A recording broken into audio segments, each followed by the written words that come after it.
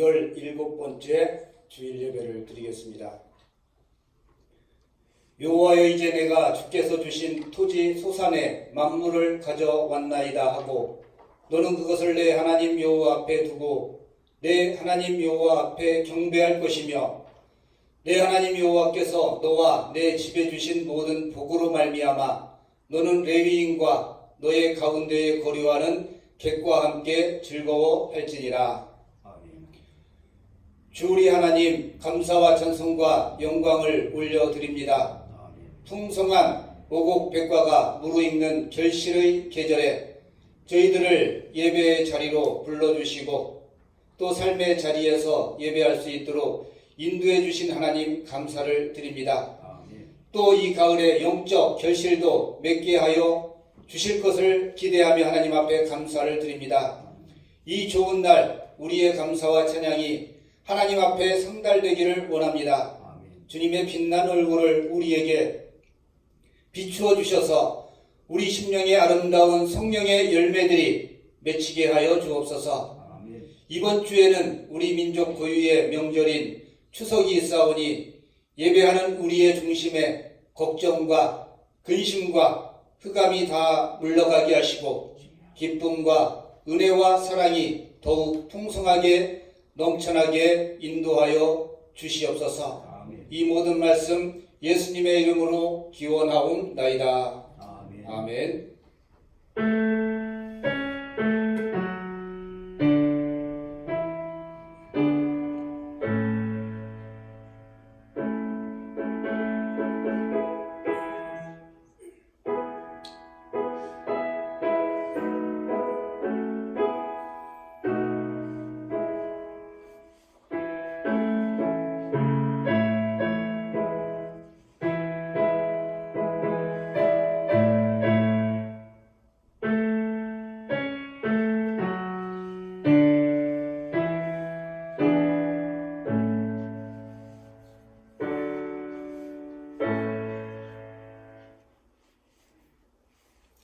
이 시간 다 같이 사도신경으로 우리의 신앙을 고백합니다.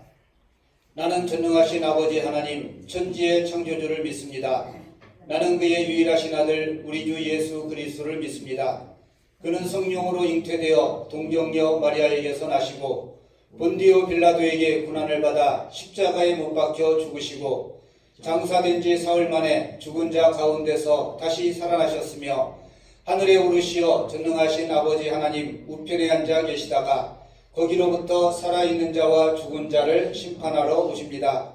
나는 성령을 믿으며 거룩한 공교회와 성도의 교제와 죄를 용서받는 것과 몸의 부활과 영생을 믿습니다. 아멘. 성시교록 10편 78편입니다.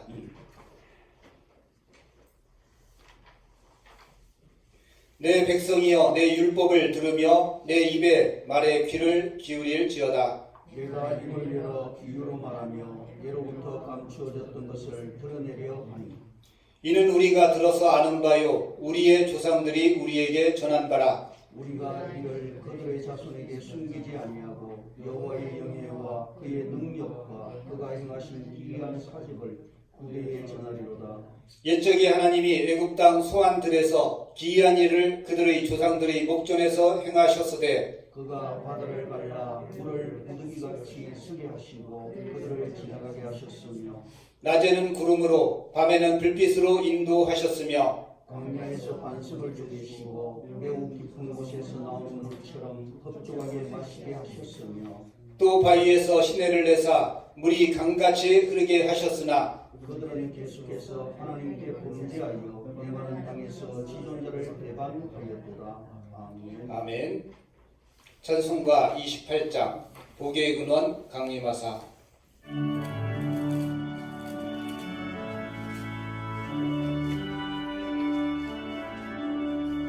복의 근원 강림하사 찬송하게 하소서. 한량없이 자비하시 증량할 길 없도다. 천사들의 찬송가를 내게 가르치소서.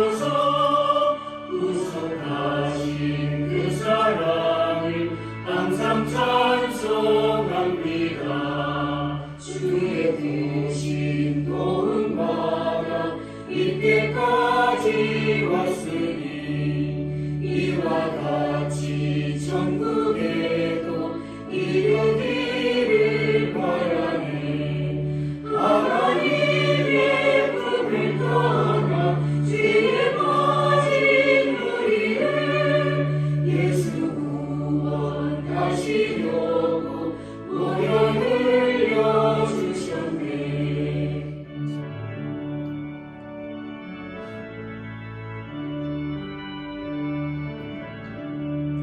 주의 귀한 은혜 받고 일생 빚진 자 되네.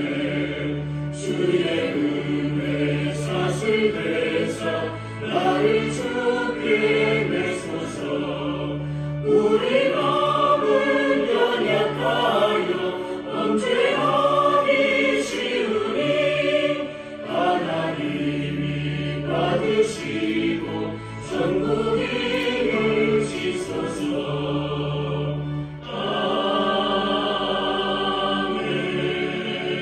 아멘. 이 시간 다 같이 우리의 삶을 하나님 앞에 묻고 드리는 고백의 기도를 한 목소리로 드리겠습니다. 사랑의 하나님, 한 주간 세상에 살면서 더러워진 우리의 몸과 마음을 주님께 내어놓으며 용서를 구합니다. 성전에서는 성도로 살았지만 세상에 나가서는 죄인으로 살았습니다. 주일에는 하나님의 자녀로 행동했지만 평일에는 믿음 없는 세속의 사람으로 살았습니다. 험한 말로 형제와 이웃에게 상처를 주었고 패역한 행동으로 하나님의 영광을 가졌습니다. 기도하며 하나님을 의지해야 할 순간에 당황하며 걱정하였고 하나님께 감사해야 할 때에 교만하며 자랑했습니다. 주님께서 주신 소중한 물질과 건강과 지혜와 능력을 하나님의 뜻을 이루는 데 사용하지 않고 오직 내 욕심과 정욕을 채우는 데만 사용했습니다. 이처럼 저희들의 행동에는 성도로서의 구별된 모습이 보이지 않았사오니 주여 이 모든 허물을 용서하여 주옵소서. 예수님의 이름으로 이 고백의 기도를 드립니다. 아멘. 찬송가 91장 우리 다 함께 찬양하겠습니다.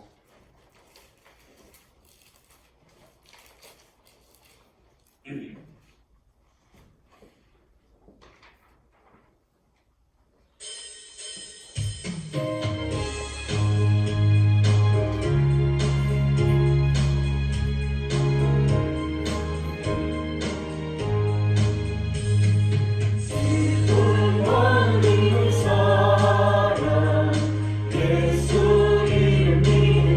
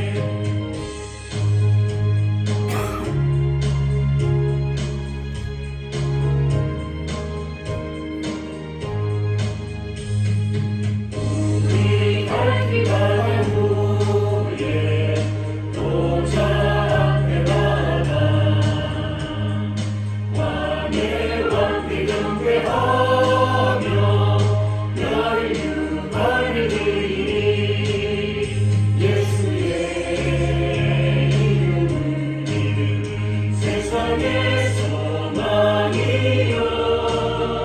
예수의 이름은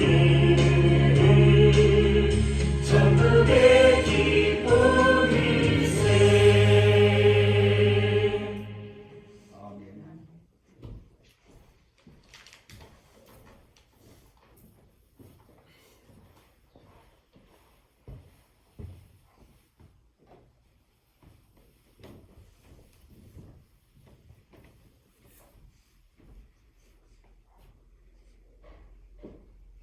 이 시간 하나님 앞에 드려진 예물 위해 기도하겠습니다. 감사원금 하나님의 사랑이 가득한 서울 동산교회 되게 하옵소서. 이충영 목사. 사랑의 하나님 아버지 감사합니다. 거룩한 주일 많은 성도들이 주님 앞에 나오지는 못했지만 이 시간 주님 앞에 예배하며 우리의 마음과 정성을 모아 하나님 앞에 예물을 드리는 귀한 손길들을 하나님 기억하여 주시옵소서. 적은 물질이지만 건축과 선교와 또 주일원금과 11조로 하나님 앞에 드립니다. 하나님 이 예물들을 통하여 주님의 몸된 교회가 든든하게 서갈 수 있도록 하나님 도와주시고 주님의 복음이 편만하게 전파될 수 있도록 하나님 인도하여 주시고 주님의 몸된 교회가 든든히 서갈 수 있도록 하나님 도와주시고 또 오지에서 하나님의 복음을 들고 전하는 선교사들의 사역 위에 그들의 삶을 일으키는 귀한 물질이 될 수 있도록 하나님 인도하여 주시옵소서. 하나님 앞에 예물을 드리며 또 헌신하며 봉사의 손길로 주의 전을 섬기는 모든 손길을 기억하사 하늘의 복된 것으로 하나님께서 늘 채워주시고 하나님께서 갚아 주시옵소서. 예수님의 이름으로 기도드리옵나이다. 아멘. 아멘.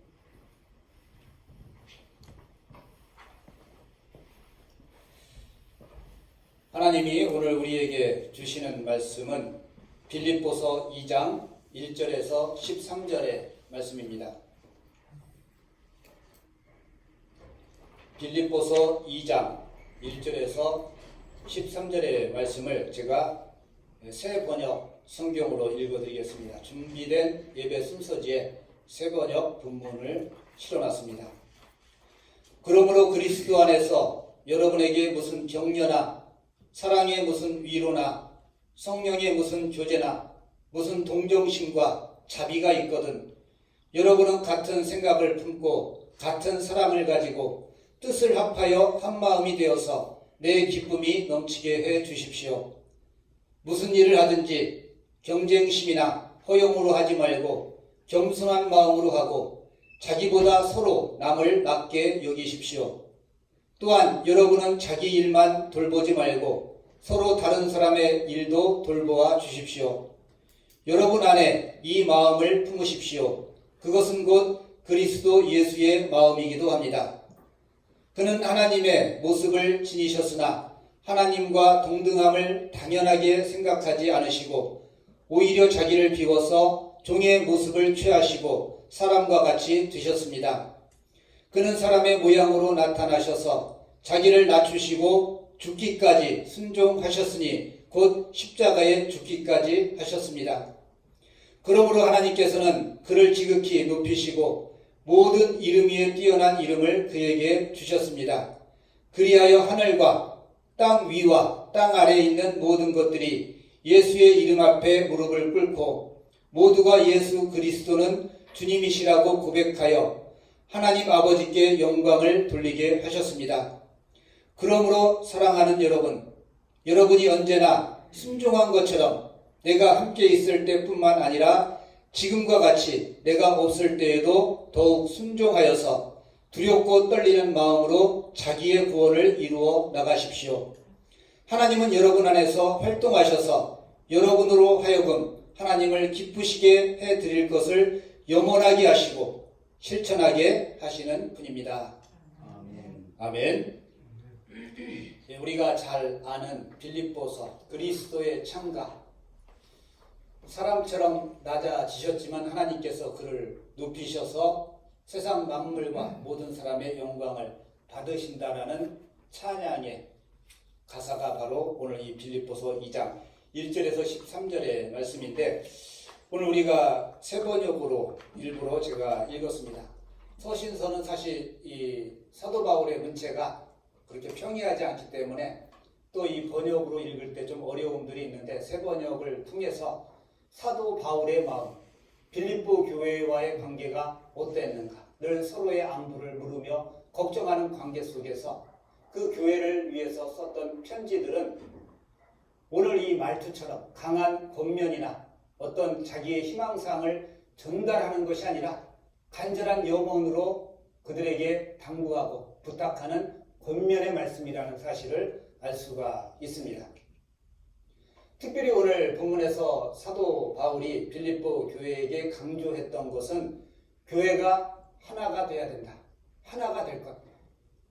그리스도가 한 분이시기 때문에 여러분도 하나가 되어야 합니다. 한 하나님을 섬기면서 한 성도들이 되지 못한다면 그것은 모순일 수 있습니다. 그리고 또 하나, 오늘 이 본문의 주제 자체가 겸손입니다. 하나님이 하나님의 형상을 버리고 이 땅에 오셔서 사람처럼 되시고 그리고 아버지의 뜻에 죽기까지 순종하신 낮아지신 예수님의 모습을 통해서 서로 겸손해라 라는 메시지를 주고 있습니다. 교회의 일치와 성도 간의 겸손, 이것이 오늘 본문의 주제라고 할 수 있습니다. 그렇기 때문에 오늘 본문이 시작하는 1절에 보면 그러나 라고 시작을 하고 있습니다. 이 그러나라는 말을 오늘 본문에 여러 차례 등장하게 되는데 이것은 어떤 가정법을 전제하는 문장이 아니라 너희들은 뭐뭐시기 때문에, 즉 오늘 본문에 따르면 너희들은 그리스도인이기 때문에 무슨 권면할 일이나 격려할 일이나 위로할 일이나 긍휼이나 자비 혹은 성도의 교제와 같은 것들이 있다면 이렇게 했으면 좋겠다라고 제시를 하고 있는 것입니다. 특별히 오늘 본문의 위로와 격려에 대해서 이야기하고 있는데 위로하는 것이나 격려하는 것은 그리스도에게 속한 일들입니다. 그래서 그리스도인들이라면 마땅히 위로를 중요하게 생각하고 서로를 격려해야 합니다. 성도 간에 위로하는 것, 그리고 서로를 위해 격려하는 것, 이것이 성도의 바른 관계이며 성도들의 모습이라고 할 수 있겠습니다. 이러한 권면에는 격려도 권면이 되고 위로도 권면이 됩니다. 너희에게 무슨 권면이라고 했을 때 이 권면 속에는 뭘 강하게 상대방에게 전달해서 상대방을 굴복시키는 것이 권면이 아니라 사랑을 전제로 해서 상대방을 위로하고 격려하는 것, 이것이 진정한 권면이다라는 사실을 알 수가 있습니다. 그렇기 때문에 모든 권면에는 사랑이 기본이 되어야 됩니다. 권면을 하는데 사랑이 없다면 그 권면이 무엇이 되겠습니까? 권면이 상대방을 죽이는 일이 될 수도 있습니다. 그러나 그 권면 안에 사랑이 있다면 그 권면은 상대방을 살리는 일이 될 것입니다. 상대를 위해 위로하고 그리고 따뜻한 격려를 하는 것, 이것은 그리스도인이 마땅히 가져야 될 덕목입니다. 위로하지 못하고 격려하지 못한다면 진정한 그리스도인이라고 이야기할 수 없습니다. 자신의 옳음을 주장하면서 정죄하기보다 상대방의 입장에서 생각하고 말을 하는 것이 권면입니다.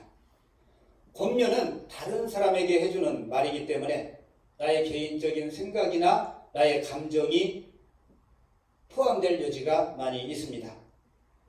공동체의 화합을 위하여 권면을 해야 하는 상황이라면 오늘 본문에 나와 있는 권면이라는 말의 원어적인 의미를 우리가 주의 깊게 살펴야 되는데, 파라클레시스라는 이 헬라어는 이 파라라는 접두사죠. 보통 우리가 오늘 교동문 가운데서도 내가 비유를 베풀어 말하리라 했을 때 이 비유가 파라볼레라고 이야기합니다. 이 파라는 나란히, 곁에서, 옆에서 라는 전치사의 역할을 하는 단어인데, 파라클레시스는 옆에서 지켜본다. 곁에서 지켜본다. 이것이 곧 권면의 어떤 어원이 이런 단어에서 나온다고 할 수 있습니다. 그렇기 때문에 권면은 위로나 격려의 성격이 강합니다. 책망이나 교훈이라기보다는 위로와 격려. 이것이 진정한 권면이라는 말의 본래적인 의미입니다. 그래서 위로나 격려를 할 때 자신의 생각을 강하게 주장해서 상대방에게 이야기한다면 그것으로 상대방의 마음을 얻기는 어려울 것입니다.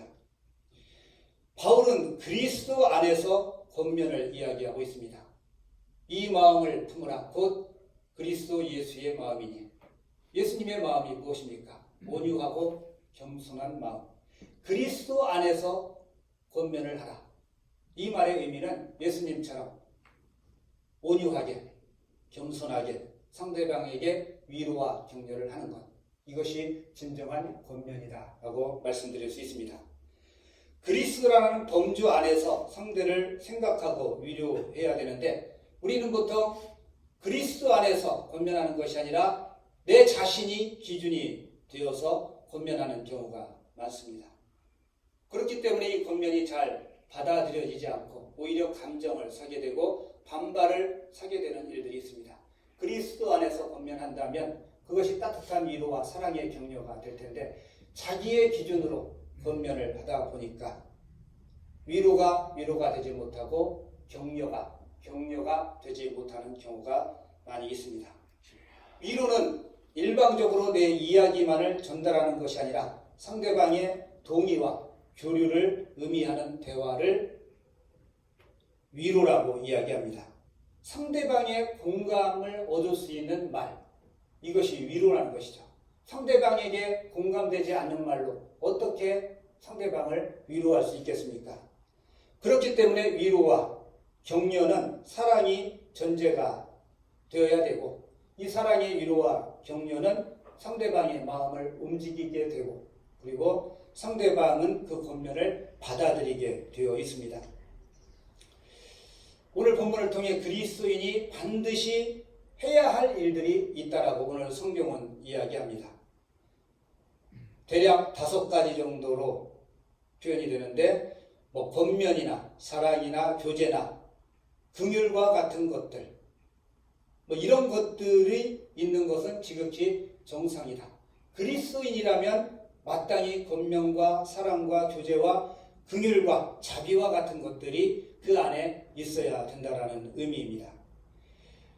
오늘 본문에 특히 이 긍휼과 자비라는 이 단어는 예수님의 삶의 모습을 보여주는 단어이기도 한데 긍휼의 원래적인 말의 의미는 이 몸 안에 장기를 의미한다고 합니다. 내장 같은 부속품들 이런 것들이 바로 긍휼의 원어가 되는데 스플랑크라는 이런 단어가 바로 사람 몸에 있는 내장이나 장기를 가리키는데 이 단어에서 긍휼이라는 단어가 나왔습니다.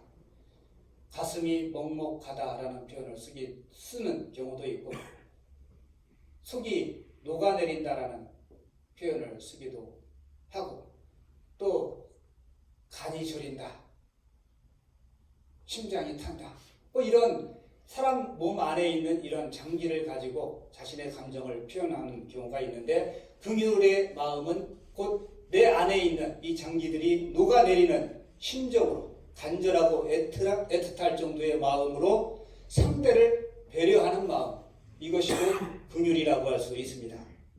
자비는 애통함이라는 의미와 같다라고 이야기합니다. 애통함에 가까운 마음이 곧 자비다. 내 안이 녹아내리는 것처럼 간절함으로 상대방을 대하는 것 그리고 애통한 마음으로 상대방을 위하는 마음 이것이 곧 긍휼과 자비의 마음입니다. 그리스도인이라면 이 긍휼과 자비가 안에 넘쳐서 딱 만지면 흘러 넘쳐 나올 정도로 이것이 가득히 채워져야 된다. 이것이 곧 그리스도의 마음이기 때문이고 너희들은 그리스도의 마음을 본받으라. 사도 바울은 권면하고 있기 때문입니다. 그리스도인이라면 당연히 가져야 될 마음 바로 이 긍휼의 마음과 자비의 마음입니다.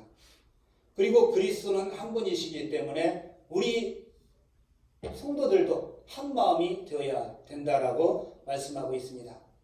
그리스도인은 서로 같은 생각, 같은 사랑을 해야 됩니다. 이 같다라는 말, 내 몸처럼 여긴다, 내 몸처럼 사랑한다, 그리고 같은 생각을 갖는다.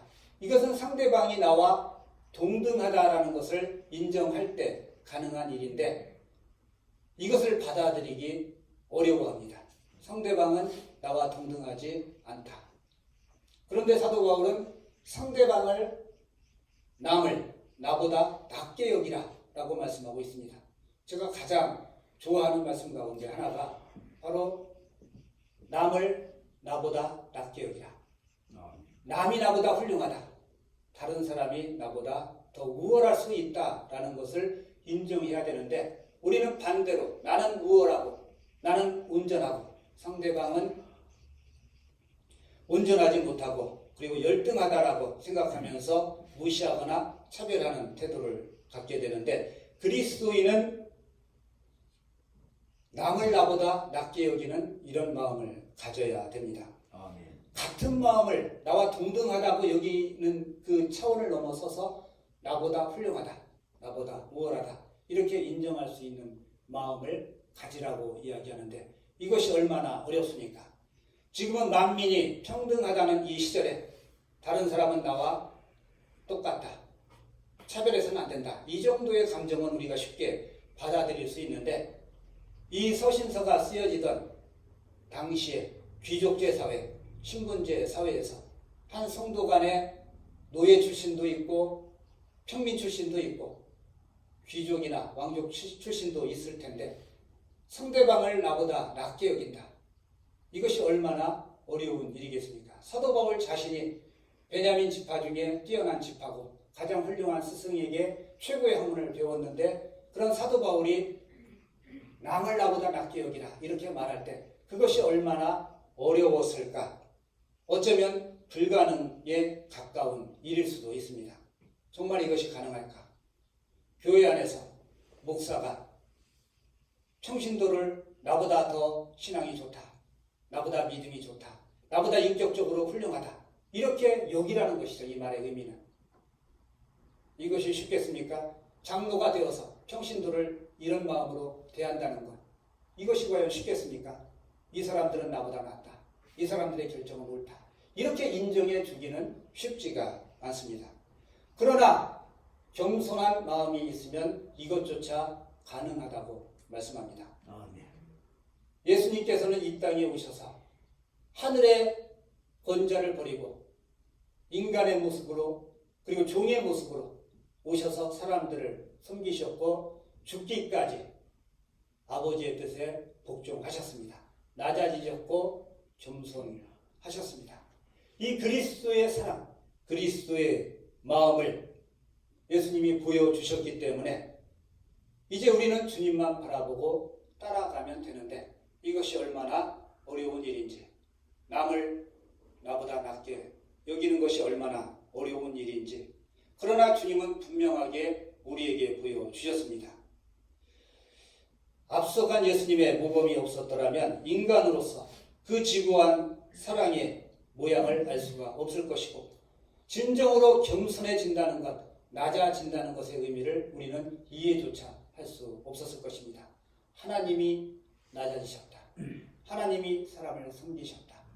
그리고 하나님이 자신의 아들을 죄 많은 사람들을 위해서 희생시키신 것, 이것이 십자가의 사랑이고 하나님의 사랑이기도 합니다. 오늘 말씀 가운데 이 마지막에는 구원에 대해서 이야기하고 있는데 두렵고 떨리는 마음으로 너희의 구원을 이루어 가십시오.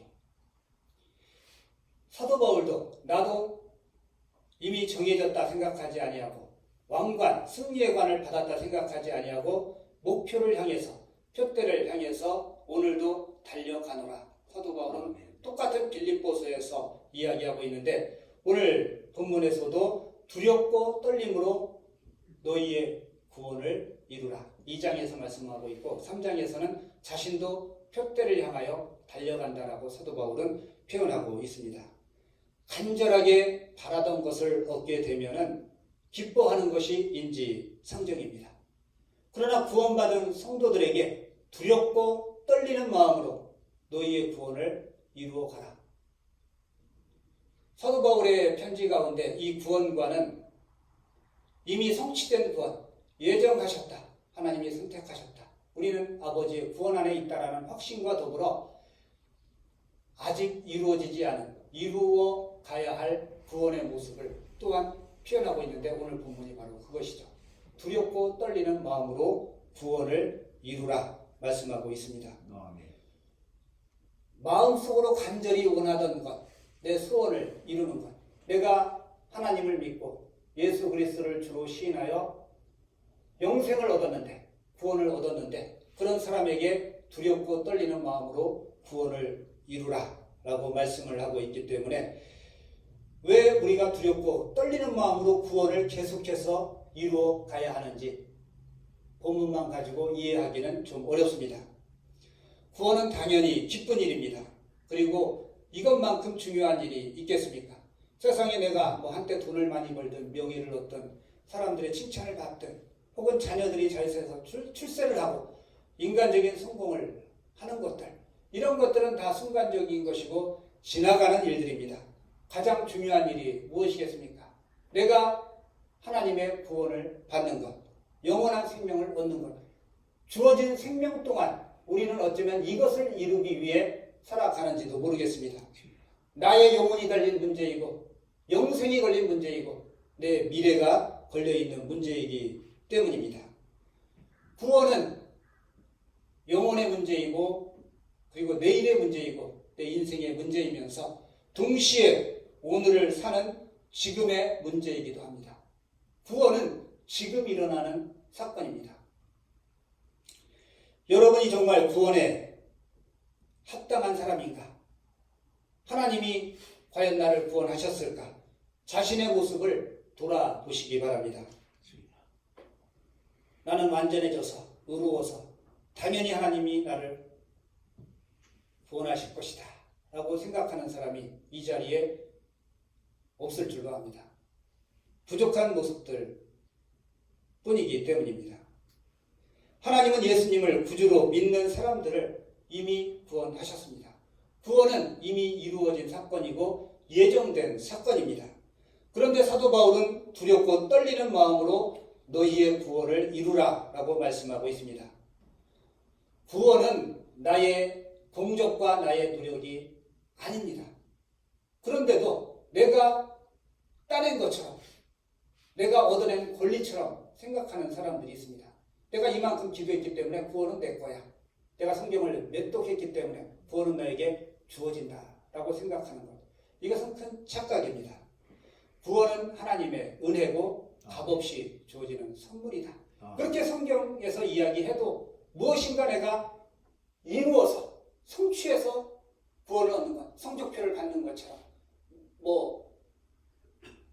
고행을 해서 부처가 되는 것처럼 나의 노력을 통한 결과물을 구원이라고 생각하는 것, 이것이 가장 잘못된 신앙이고 구원관입니다. 전혀 형편없고 자격 없는 사람을 하나님께서 불러주시고 은혜를 베푸시고 그리고 의롭다, 실제로 그렇지 않지만 그렇게 불러주시는 것이죠. 그렇게 칭해주신다라고 이야기합니다. 그냥 값없이 은혜를 받은 것이죠. 사실 몇 주 전에 우리가 1만 달란트 탕감받은 종이 우리 교회적 설교 본문 가운데 있기도 했는데 설교를 하지는 않았습니다. 우리는 1만 달란트, 갚을 수 없는 빚을, 죄를 탕감받거나 용서받은 사람들이다. 예수님의 이 비유는.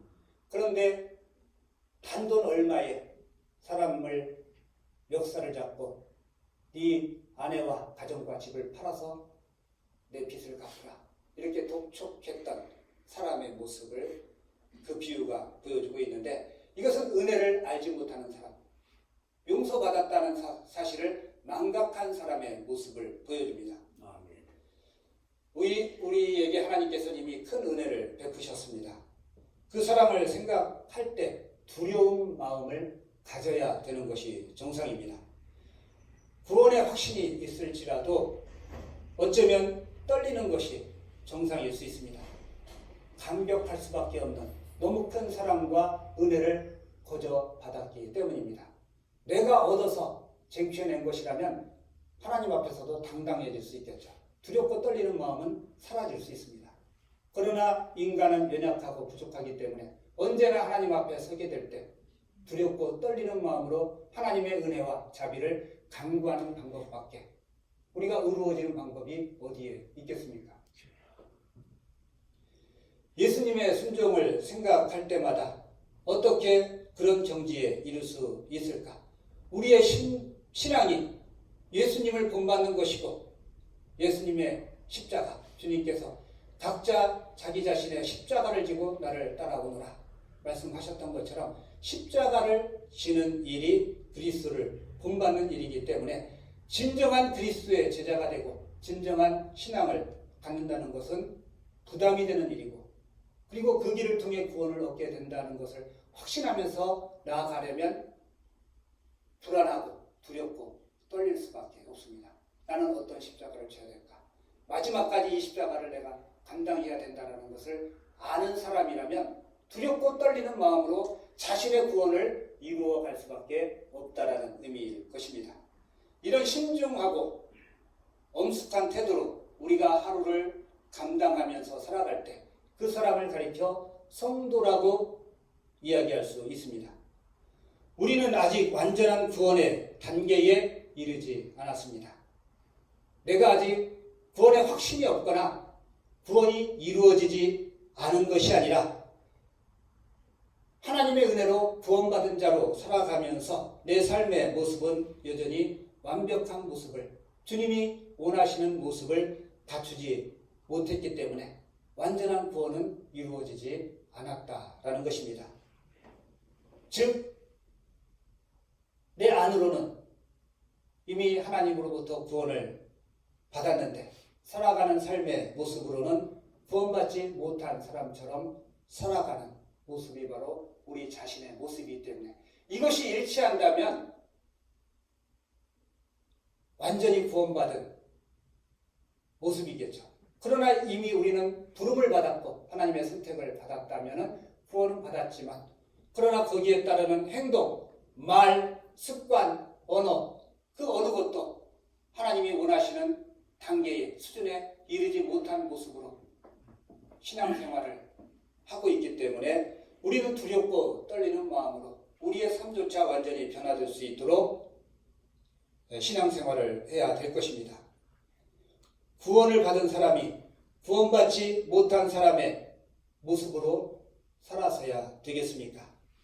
주님을 구주로 모신 사람들에게 마땅히 나타나야 할 모습들, 순종하는 모습, 낮아지는 겸손의 자세, 긍휼과 자비와 위로와 격려로 성도 간에 교제하는 모습, 이런 것조차를 갖추지 못한다면 우리는 오늘 이 본문의 말씀을 통해 끊임없이 두렵고 떨리는 마음으로 각자 자신의 구원을 이루어 가야 될 것입니다. 두렵고 떨리는 마음으로 함께 구원을 이루어가는 저와 여러분이 되기를 간절히 소원합니다. 아멘. 사랑의 하나님 아버지 감사합니다. 순종하는 것이 겸손의 모습입니다.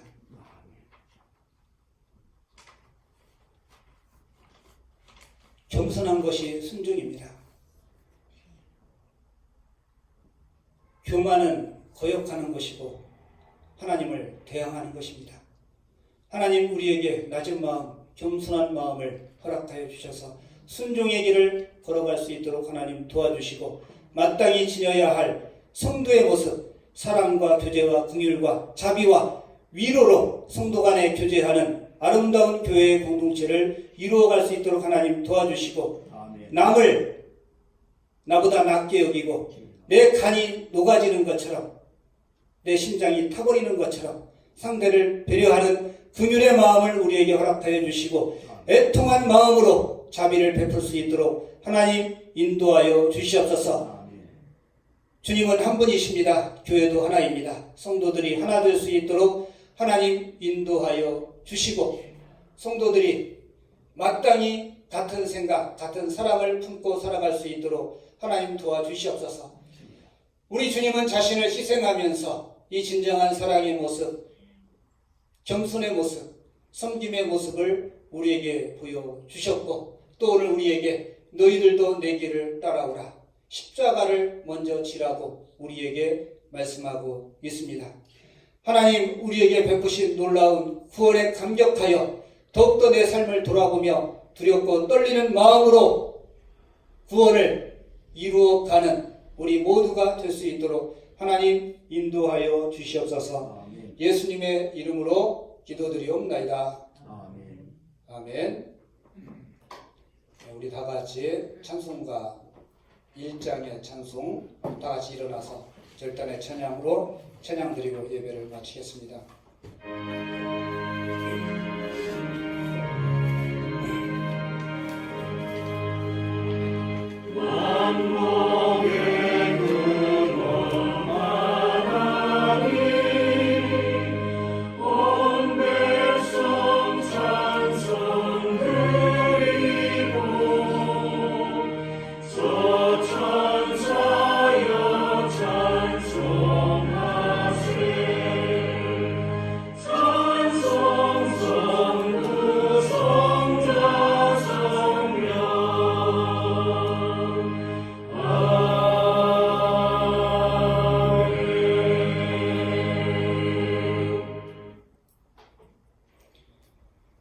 지금은 우리 주 예수 그리스도의 은혜와 하나님 아버지의 무한하신 사랑하심과 성령 하나님의 내주하시며 교통하심이 저마다 자기의 십자가를 지고 주님을 바라보며 겸손히 섬기며 순종하는 자세로 주의 길을 걸어가고자 다짐하는 주의 성도들 위해 지금으로부터 영원까지 함께 하시기를 간절히 축원하옵나이다. 아멘. 아멘.